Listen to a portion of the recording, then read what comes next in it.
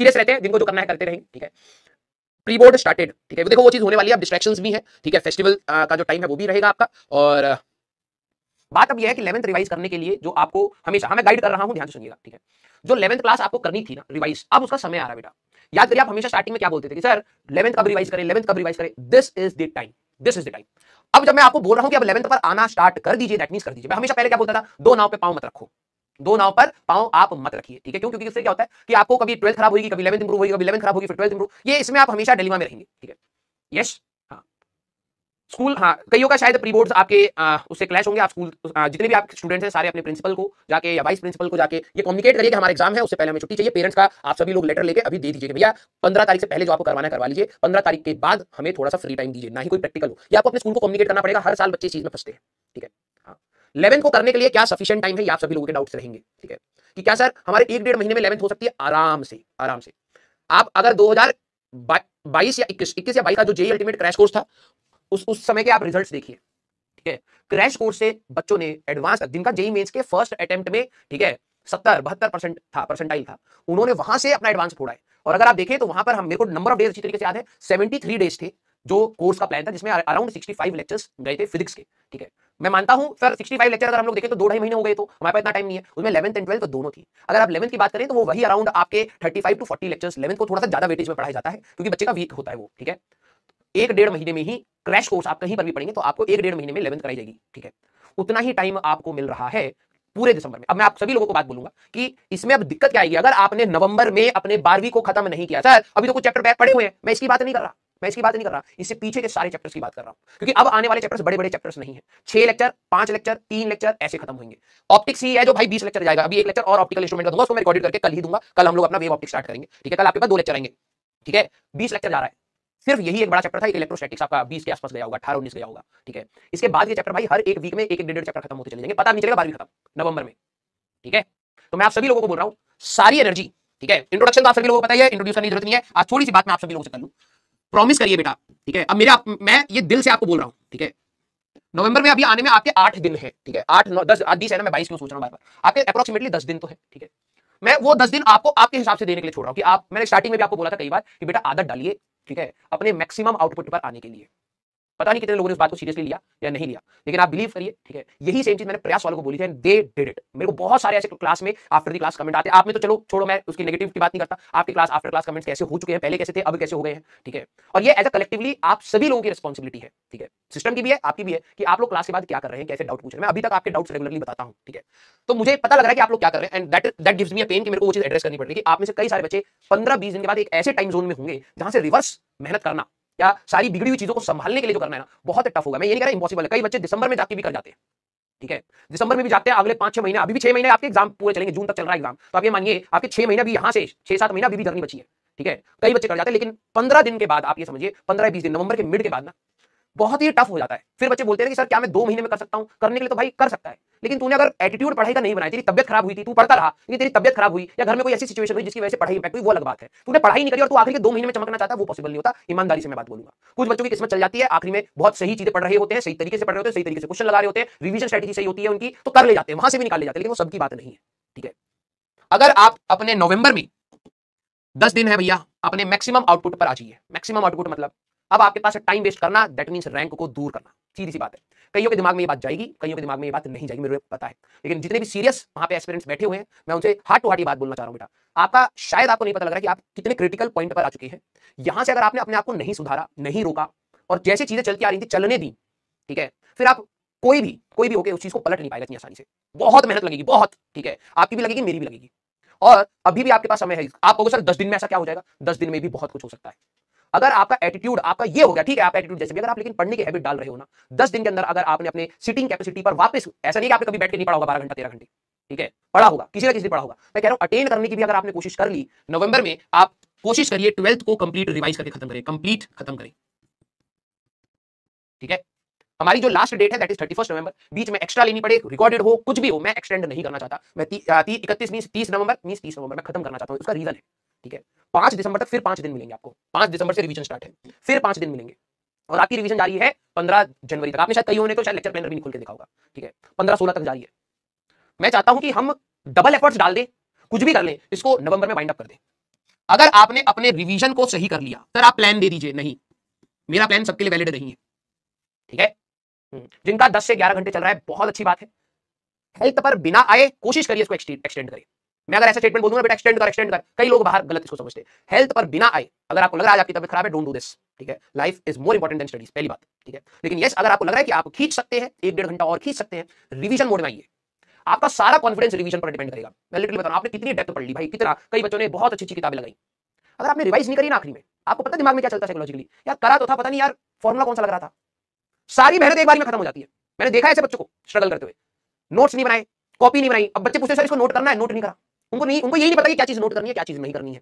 उनको यही नहीं पता कि यार होमवर्क कॉपी क्या थी, डीपीपी क्या थी, हाँ नोटबुक क्या थी, नेट से डाउनलोड कर लेंगे, कर लो। अब सारे पेन्स निकल के आते हैं। मैंने बहुत बच्चों को स्ट्रगल करते हुए देखा है आखिरी में कि सर मेरे को ना ये रिवाइज कहां से करूं, मेरे पास तो है नहीं, मैं तो हर चीज रफ में कर देता था। अब कई बच्चों को स्ट्रेस होएगा, डोंट टेक दैट। कोशिश करिए, अभी भी आपके पास समय है कि आपके जो 8-10 दिन है अक्टूबर में, एटलीस्ट आप अपने आप को स्ट्रीमलाइन कर ले, ठीक है। आज आप अपने आप को संभालिए और स्ट्रीमलाइन कर लीजिए, यहां से बिल्कुल आसानी से किया जा सकता है। ये 8-10 दिन आप अपने आप को रियलाइज करवाइए कि आपने ये 2 साल किसके लिए दिए हैं। ये 2 साल आपने दिए हैं अपनी तैयारी को, ठीक है। प्लस माइनस आते हैं, मेरी भी तैयारी में ऐसा हुआ था जिसकी वजह से मुझे ड्रॉप लेना पड़ा था। प्लस माइनस सभी की लाइफ में आते हैं, सभी को प्रॉब्लम्स होती हैं, लेकिन इसका मतलब ये नहीं कि लास्ट मोमेंट पे डर जाए। अभी भी हमारे पास समय है, हमें अपने आप को उठाना है। और पहला टारगेट आप सभी लोग देखिए, कई बच्चे आप में से ऐसे होंगे जो जेईई मेंस 2 को टारगेट कर रहे होंगे, गलत बिल्कुल नहीं है। कुछ होंगे जो जेईई मेंस 1 को टारगेट कर रहे होंगे, गलत बिल्कुल नहीं है। मैं एज अ पर्सन आपको बस एक चीज रिकमेंड करूंगा, जब आपका टेस्ट होता है ना, ये नेचुरल टेंडेंसी है जो मेरे अंदर थी और मेरे को पता आपके अंदर भी है, चाहे कितना भी बोले सर ऐसा नहीं होता, हो ही नहीं सकता।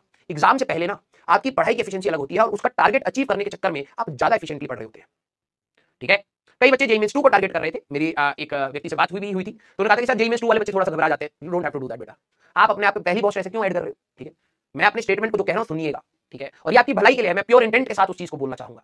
जब जब मेरे पास एग्जाम होता था ना भाई, अगले हफ्ते टेस्ट है, मेरी एफिशिएंसी अपने आप ऊपर जानी स्टार्ट हो जाती थी, क्योंकि मैं टेस्ट को सीरियसली लेता था, ठीक है। मेरे को पता था कि अगर टेस्ट नहीं होगा तो मैं अपने हिसाब से प्लान बनाऊंगा, 1.5 घंटे का प्लान है, 1 घंटे में पढ़ के आधा घंटा इधर उधर निपटा दूंगा, अपने आप सारा चौपट हो जाता था। मैं टेस्ट को सीरियसली लेने लग गया, ठीक है, कि भाई वहां तक के सिलेबस है, अपना तो चल रहा है लेकिन उसको भी पढ़ूं, थोड़ा सा कोशिश तो करूं। उसी के बहाने मेरा काफी कवर हुआ था।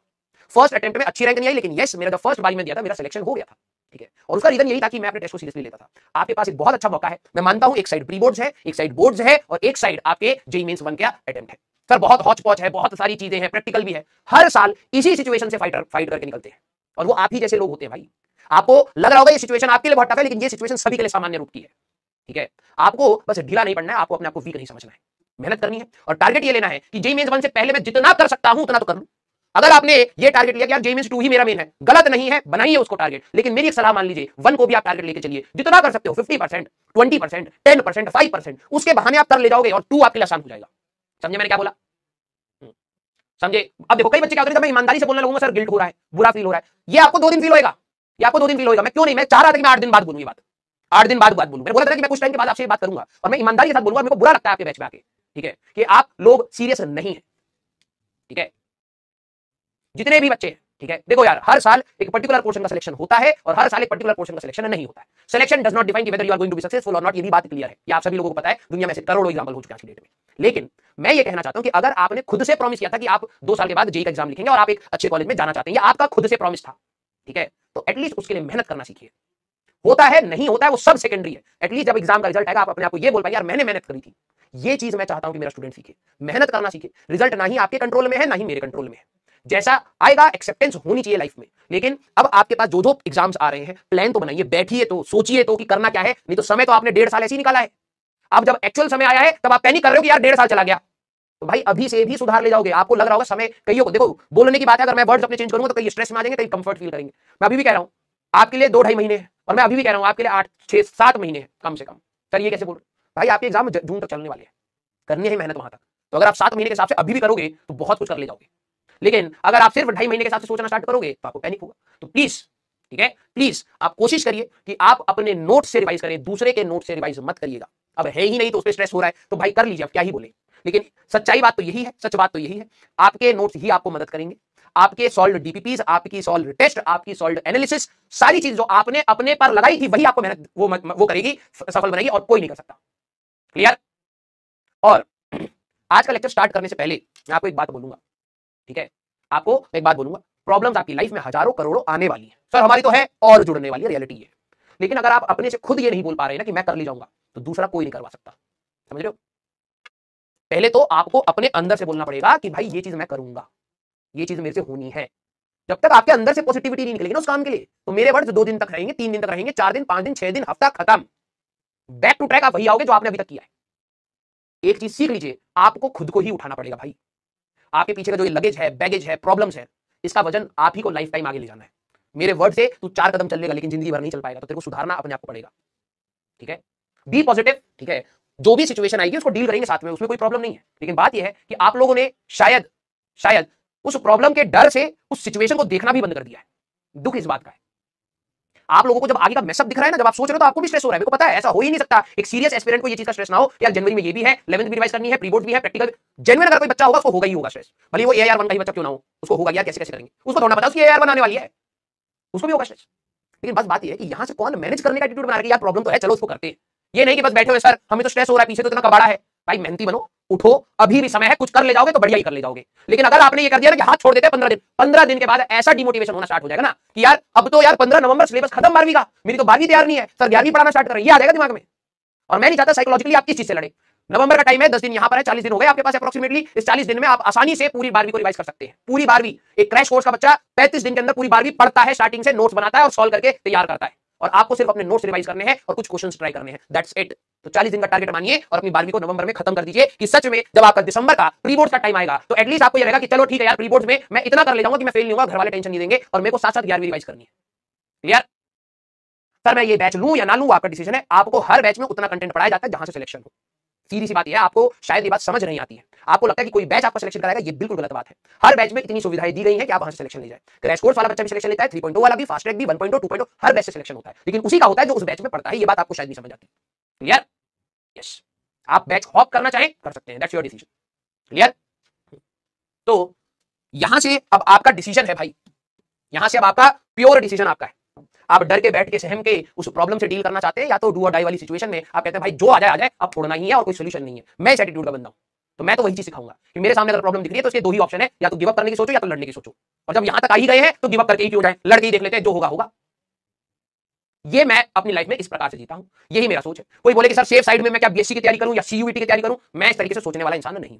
तो मैं उस टाइप में तो कुछ बोलूंगा नहीं कि वो सही है या गलत। मैं जो इस तरीके से सोचता हूं मैं उस तरीके से आपको बता रहा हूं। हो सकता है दूसरा टीचर अगर बोले कि नहीं भाई ये भी कर सकते हो ये भी कर सकते हो, वो गलत बात नहीं है, वो अपने हिसाब से बता रहे। मैं आपके साथ पूरे साल कनेक्टेड रहा हूं, 2 साल 1.5 साल से कनेक्टेड हूं, तो मैं अपना एटीट्यूड आपको बता रहा हूं। मेरे को प्रॉब्लम दिखती है तो मेरा अंदर सीधे होता है भाई इसको फोड़ना ही है और कोई सोल्यूशन नहीं है। ठीक है? यस।